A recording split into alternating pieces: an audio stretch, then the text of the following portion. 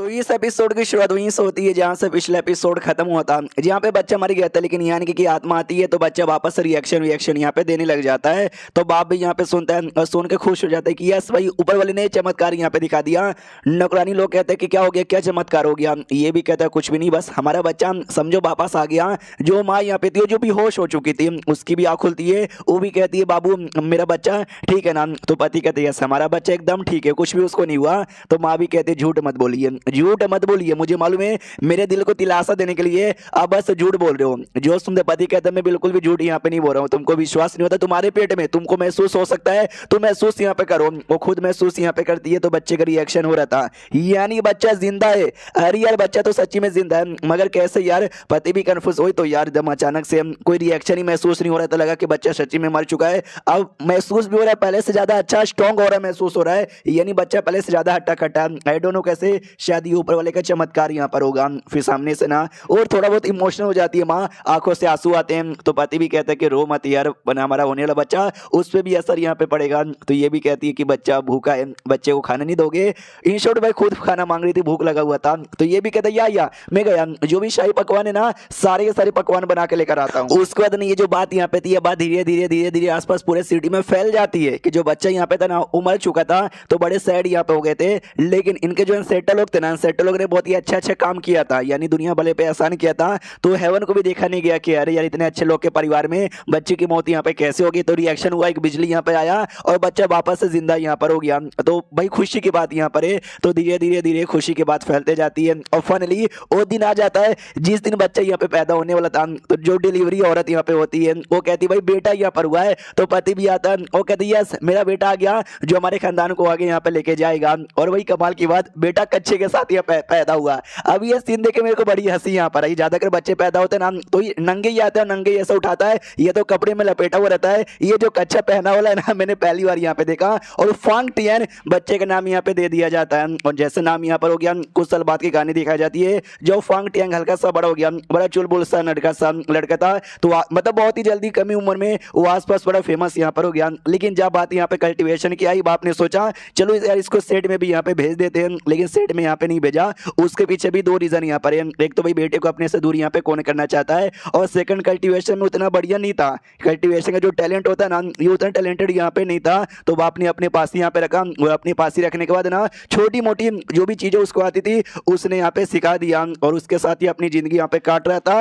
और कई साल यहाँ पे गुजर जाते, जो बाप है ना जब तक मौत हो चुका था, क्योंकि बाप बूढ़ा यहाँ पे था और बाप भी कल्टीवेटर यहाँ पे था, लेकिन बहुत ही ज्यादा लो लेवल कल्टीवेटर यहाँ पे था। कुछ 100 या 150 साल में उसकी मौत हो जाती है। और जो माँ यहाँ पे थी अब वो भी बूढ़ी हो चुकी थी, तो माँ भी यहाँ पे मर जाती है। उसके बाद ना और 150 साल का टाइम गुजर जाता है। इसने एक शादी भी की थी फांग टियन ने, उसकी भी बीबी लगभग 150 सालों के मर यहाँ पे जाती है। और ये भी बहुत ही ज्यादा बूढ़ा हो चुका था। तो ये भी देखता है कि भाई पापा चले गए, मम्मी चली गई, मेरी बीबी यहाँ पे चले गए। जब यंग यहाँ पे था ना, मेरे को हमेशा मन करता था कि भाई तू क्या कर रहा है, बाहर यहाँ पे जा, कल्टीवेशन यहाँ पे कर, एडवेंचर कर, दुनिया बहुत ही बढ़िया है, दुनिया यहाँ पे घूम। लेकिन फिर मैंने कभी कुछ किया भी नहीं, और आज 150 साल यहाँ पर हो गए और मैं कितना ज्यादा बूढ़ा हो गया हूँ। लेकिन अब मेरी मम्मी पापा मारे जा चुके हैं, मेरी बीबी यहाँ पे मारी जा चुकी है। तो जाहिर सी बात है अब जो मेरा बचपन का सपना यहाँ पे था कि बाहर जाने का, कल्टीवेशन करने का, दुनिया यहाँ पे घूमने का, वो मैं करूंगा। हाँ इसके भी बच्चे और पोता पोती हो चुके थे, तो उनके पास जाता है, उनको गुड बाय यहाँ पे बोलता है। और गुड बाय बोलने के बाद ना अपने सफर पे निकल जाता है। और अपने सफर पे निकलने के बाद स्टार्टिंग जो स्टेजेस होते थे लेवल के लिए, उसमें जो छठा स्टेज यहाँ पे था ना, हाँ तो 150 साल हो चुके थे, उसी लेवल पे यहाँ पे था। तो पहले बैठ कर ना उस पर मुझे अपना कल्टीवेशन करके उसको इंप्रूव करना यहाँ पर है। उसको इंप्रूव करने के बाद ना ट्रांसजेंडर स्टेज आता है, और स्टेज पे जाने के बाद ना इसकी उम्र हल्की सी बढ़ जाती है, तो ये हल्का सा जवान हो जाता है। और ये बड़ा खुश यहाँ पे था कि चलो यार ये लेवल पर आ गया, ये तो बस शुरुआत यहाँ पर है, मुझे और भी बढ़ते रहना चाहिए। तो 10 साल का टाइम और यहाँ पे गुजर जाता है, आराम से बैठ के अपने पावर को स्टेबल यहाँ पे करता है। और देख सकते हैं इसकी जो बॉडी है ना वापस से यंग यहाँ पे हो जाती है, क्योंकि जितना ज्यादा तुम्हारा लेवल बढ़ेगा उम्र उतनी ज्यादा बढ़ेगी। अगर तुम काफी यंग यहाँ पर हो, 100 या 150 साल के हो, अब बूढ़े यहाँ पे लगने लगे हो, लेकिन अगर तुमने कल्टीवेशन यहाँ पे किया, अपना लेवल यहाँ पे बढ़ाया, तो तुम्हारी जो उम्र है ना उम्र वापस लौट आएगी जाएगा और तुम जवान यहाँ पे लगने लगोगे। हाँ, तो अब ये जवान बेसिकली यहाँ पे वापस हो चुका था और सोचता कि आगे भी बढ़ूं, लेकिन उससे पहले स्पेस की भी पावर इसको महसूस होती है और इसको भी मालूम है कि हमारी दुनिया में एक डाउ मास्टर है यानी यान कई, और वो 3 कमाल की चीजों की प्रैक्टिस यहाँ पे करते हैं। एक टाइम की पावर, एक स्पेस की पावर और साथ ही में एक भाले की पावर। ये जो तीनों की पावर है ना, वो लिटरली दुनिया में कोने कोने में फैला हुआ है। कोई बच्चा जो टैलेंटेड यहाँ पर हो, कोई कोई तो माँ के पेट में ही होता है, उसी समय उसको कोई एक न एक पावर मिल जाती है। कोई लक सुपर टैलेंटेड होता है, उसको 2 पावर भी यहाँ पे मिल जाती है। हालांकि जब मैं यंग यहाँ पे था, जब मैं छोटा बच्चा था, उस समय मुझे कोई पावर यहाँ पे नहीं मिली, लेकिन इतने लंबे सफर के बाद ना मुझे स्पेस के पावर का यहाँ पे एहसास हो रहा है। अब मुझे लगा कि सच्ची में दुनिया छोटी नहीं है, दुनिया बहुत ही बड़ी है। रह के चुपचाप कुछ मतलब नहीं है दुनिया में जाने का, एक्सप्लोर यहाँ पे करने का, तो दुनिया एक्सप्लोर करने के लिए निकल जाता है। उसके बाद फंक्शन सच्ची में दुनिया में जाता है, कभी ये सीडी में, कभी वो सीडी में, कभी ये सीडी में जाता है, कभी वो सीडी में जाता है। एडवेंचर यहाँ पे करता है, बहुत ही मजा करता है। कई बार बुरे लोग का मारता है, कई बार यहाँ पे बड़ी मुसीबत में आ जाता है, तो अपनी जान बचाता है और निकल यहाँ पे जाता है। धीरे धीरे धीरे धीरे जैसे एडवेंचर करता है ना, इसको लोग काफी बुरा और नल्ला पहले कहते थे, लेकिन अब धीरे धीरे इसको बहुत ही बढ़िया यहाँ पे कहने लगे और लिटरली 1000 साल का टाइम यहाँ पे चल जाता है। और जो एम्पायर स्टेज होता है ना, ये एम्पायर स्टेज पे आ चुका था और जो टाइम और जो भाले की पावर थी ना, उन दोनों का भी इसने कल्टीवेशन यहाँ पे कर लिया था। यानी तीनों चीज का कल्टीवेशन मैंने कर लिया, जिसके चक्कर में लोग और मेरी बहुत ज्यादा इज्जत करते। एक लड़का इसका था वहां पर, जो उसका सीनियर यहाँ पे था, वो भी कहता फंग टियन क्या हो गया, तू बैठा का चल मेरे साथ।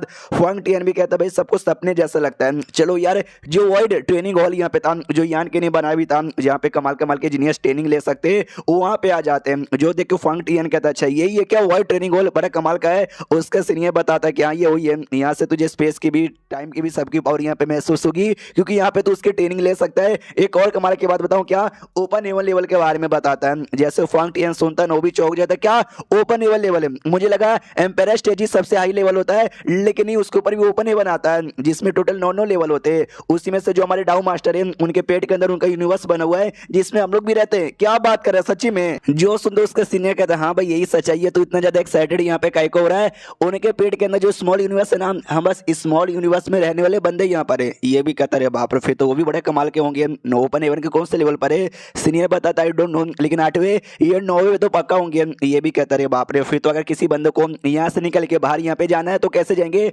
उनका पेट फाड़ के क्या। वो भी कहता है नहीं यार ऐसा थोड़ी ना होता है, हम उनके स्मॉल यूनिवर्स में रहते हैं और हम लोग अपने मर्जी से बाहर यहाँ पे नहीं जा सकते, वो खुद ही आते हो, खुद ही लेके जाते। उसके लिए तो ये वाइड ट्रेनिंग हॉल यहाँ पे बना है। फंग टियन कहते उसके लिए मुझे कुछ समझ यहाँ पे नहीं आया काई को, तो थोड़ा डिटेल में बताओ।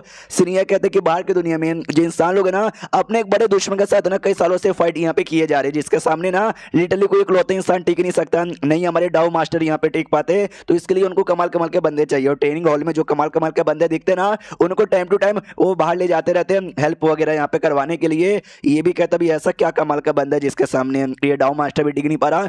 वो बताते शायद इंक लेन उनका यहाँ पे नाम है, बड़ी अजीब होती है और बड़ी डेंजरस यहाँ पे होती है। उनके पास कोई अजीब सी इंक एनर्जी होती है जो है ना हमको अपना गुलाम बना देती है, आई मीन हमको उनका गुलाम बना देती है, और ना चाह के भी हम उनकी बात मानते हैं। फंग टियन कहता है क्या बात करे, ऐसा भी होता है क्या। उसका सीनियर कहता है यस ऐसा भी यहाँ पे होता है। बहुत पहले हमारी दुनिया में बहुत ही छोटे मोटे लेवल के इंक लेन लोग आए थे, लेकिन अचानक से गायब भी हो गए। लगता है यान के नहीं लाया था हमारे ट्रेनिंग के लिए और अचानक से गायब भी करवा दिया था। जो सुनते फंग टियन कहता है फिर तो बाहर की जो दुनिया है ना, वो तो बिल्कुल भी पीस में नहीं है, पूरा हिली पड़ी होगी। और ये वीडियो यहीं पे खत्म हो जाता है। तो मिलते हैं किसी और वीडियो में, जब तक के लिए बाय बाय।